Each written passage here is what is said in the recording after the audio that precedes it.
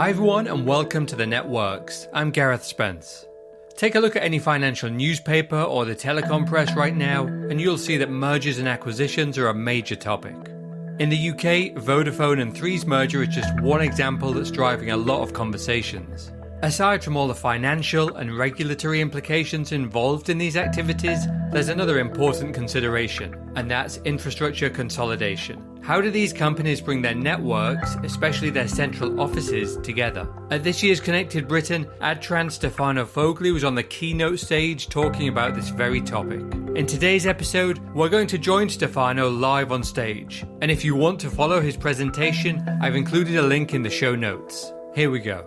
Today I'm going to talk about central office consolidation, which is, let's say, a consequence of merger and acquisition in the UK and also in Europe.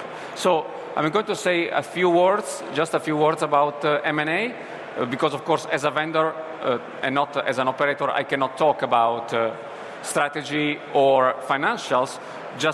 I just want to say that it is important that we agree that we are in a clear trend of M&A in Europe and in the UK in particular. And I would say that more moves are going to be expected in the short term about this. So while not talking about the financials or the strategy consequence of M&A, it is important as a vendor of telecommunication equipment, that we recognize that there is let's say, consequence in the network part. So in particular, there are consequences in the consolidation of the assets, of the network assets. More in particular, the fiber assets. Why? Because when merging operators, it is very likely that there are overlappings in the fiber coverage of both operators. And that's where you should act to try to streamline and consolidate the infrastructure.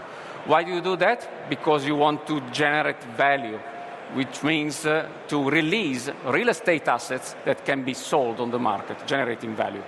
So which are the challenges to do that? First of all, the fact that you may want to consolidate the central office, which are the places where the OLT, which is the fiber equipment, lives. Okay, so while consolidating these central offices, you basically consolidate the live equipment, the active equipment inside, and this presents some challenges. The second challenge that you have is that while you do that, you have to account for customer growth, which means more PON ports, and traffic growth, which means that the aggregated bandwidth is going to raise. Normally the rate is 30% year over year, so this must be taken into account. So your new platform, your new OLT has to be capable to scale up. Third challenge, when you do that, you may want to reduce the power and the footprint of your active equipment. This is not, let's say, nice to have. This is actually an imperative, right? And last but not least, you may want to keep up with your operational excellence, which means you have to keep the capability to do faster provisioning of the end user circuits. So all these are challenges that have to be recognized and have to be dealt with while consolidating the fiber access domain. So just to make sure that we are on the same page, let me just share a very high level, very simplified, I recognize, central office consolidation procedure. So in this example, we have central office number 1, which is the one that we want to keep, and central office number 2, which is the one that we want to abandon. So what you normally do is to patch the two central offices with one optical cable, and then upgrade the OLT in central office number 1 so that it is ready to host the new connections. Once you have done that, you arrive to the most painful step of the whole procedure, which is the actual migration of live end users from central office number 2 to central office number 1. It is painful, but the price is the fact that now you can abandon central office number 2. So, and of course, you can monetize the real estate assets. So, on that, as you can see, it is important to have an OLT which can support this whole procedure in a flexible and scalable way. At Adtran, we believe we have the right solution because our platform that I'm going to present you is studied exactly to do this. Our OLT is called STX. Let me show you just the principle, the architectural principle on which it is based. So we probably all know, if we know a bit about access in telecommunication, the traditional chassis-based OLT sports a chassis with a backplane, common parts, and line cards, which are the actual cards that deliver the fiber traffic to the end user. Now, at Adtran, our new platform called the STX OLT works on a disaggregated architecture, which is, by the way, not our invention. It is there. It has been invented decades ago by the web hyperscaler. And it is, we believe, the best way to scale up connectivity in the access world. So it is based not anymore on chassis and backplane, but on a much more flexible infrastructure and architecture. It is based on, let's say, appliances that we call also vulgarly pizza boxes. You can, of course, actually deploy only the appliances that you really need, interconnect them with standard Ethernet cabling instead of a proprietary backplane, which is fixed and not flexible. And that's it. I mean, it is just as simple as building a Lego architecture, a Lego bricks toy, basically. So you are in control of your OLT platform. You can build exactly what you need when you need it. And this means that your OLT has the three generic benefits of being simple, because it can, of course, start delivering active traffic immediately without having to wait to provision common parts.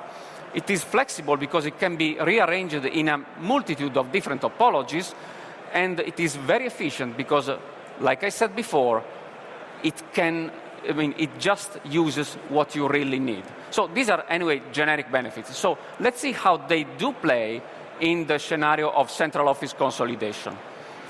Now, here, you see the two architectures at play in the central office consolidation scenario. On the left, you see the traditional chassis-based OLT. On the right, you see the Adtran STX disaggregated OLT. So as you can see, just from the architectural overview, you can see that the two architectures are very different. They deliver the same type of connectivity, but they are different. So on the left, you see that the only way to consolidate some OLTs into fewer OLTs is just by stacking, literally, chassis boxes one on the other, and then interconnecting them using a router. On the other hand, the STX disaggregated OLT is based on a much more flexible architecture, because yes, you have your pizza boxes, OLT pizza boxes that have to be stacked, but they are aggregated by a much more flexible aggregation engine, and they are also opened using Ethernet leaves, which deliver low speed internet connectivity, which is extremely important, especially in the case of a wholesaler, where VULA ports have to be delivered and have to scale independently. So this STX disaggregated OLT architecture has quite some advantages, which I'm going to point out right now. So on one side, we have a multiple separated OLT, which are managed independently and configured independently, while the STX solution is a single OLT platform, which is basically controlled by a single controller, which speaks volumes about how easier it is the operational part.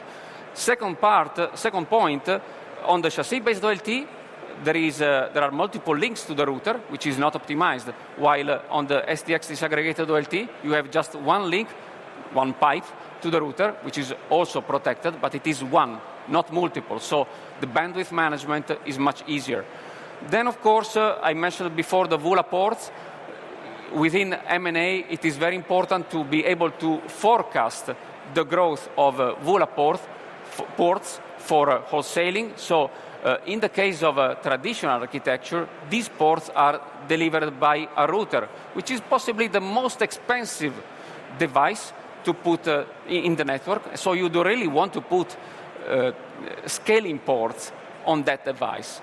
That's exactly what does not happen in the STX OLT. Actually, the VULA ports are located in the cheapest part of the OLT, which are the Ethernet leaves, which are the, let's say, basically cheapest and simplest Ethernet switches. So scalability is very important. It is important that the OLT ports and the VULA ports can scale basically independently and without any boundaries, any limits. So in this case, the STX OLT provide exactly that, while the traditional chassis-based OLT is bound to the physical dimensions of a chassis. And last but not least, you really want to have a central OLT which deliver non-blocking traffic, which means there is absolutely no blocking point in the growth of the traffic of your end users. So traditionally, the chassis-based OLT has a bottleneck in the uplink, while the STX OLT does not have it. It is built by design on a potential evolution to fully non-blocking traffic. So, all in all, summarizing this, by the way, last but not least, in this architecture, STX disaggregated OLT architecture, you can easily plug in an existing OLT from a third-party vendor and manage it under the same single OLT manager platform. That's also very important because you may want to reuse your existing infrastructure when consolidating central office OLTs. So you remember probably the last, the four challenges that I mentioned at the beginning. Well, this is the Adtran answer to these four challenges, and where we believe that our STX OLT platform gives an advantage with respect to our competition. So when we talk about the central office consolidation, so the Adtran and the third-party OLTs can be managed under the same manager, giving a true OLT platform. When we talk about the port scaling, the OLT platform can scale up the ports and the VULA ports indefinitely and independently, while always being capable of delivering non-blocking traffic. On the power and footprint reduction, well, it is more difficult here to quantify it because, as you may imagine, that depends on the configuration. The only thing that I can say here is that we expect that the Adtran STX OLT is, let's say, less power hungry by at least 10%, at least I would say, and it is 10% to 25% more compact than traditional solutions. And last, the faster provisioning is very important in the case of churn. So having a single OLT platform to play with instead of multiple separated OLT boxes to be configured independently, one by one, is much better. Let me, summarize the key messages. So we discussed today about the M&A season, which, well, we are in, definitely, which calls for infrastructure consolidation, and it is key from the infrastructure consolidation part to design it very well so that it can unlock value while boosting the performances of your network. But of course, there are some critical challenges in the central office consolidation, which are the four that you have seen before. So it is important to integrate the existing OLTs and the new OLTs into a single platform, which can scale up independently the PON ports and the VULA ports, and provide the capability to grow the uplink bandwidth as needed. All of this must be done with fast and smooth operational capability, and reducing, if possible, the footprint and the power. This is possible with our platform. We are, proud to say that our platform serves in the UK more than 20 operators today. Not just in the UK. My last point is that the Adtran STX is widely deployed in Europe. So far, our platform serves more than 22 million end users across the whole of Europe. So that was my last slide. Thank you very much. That's everything from Stefano. If you'd like to know more about this topic, please reach out on our social media channels. Thanks for listening.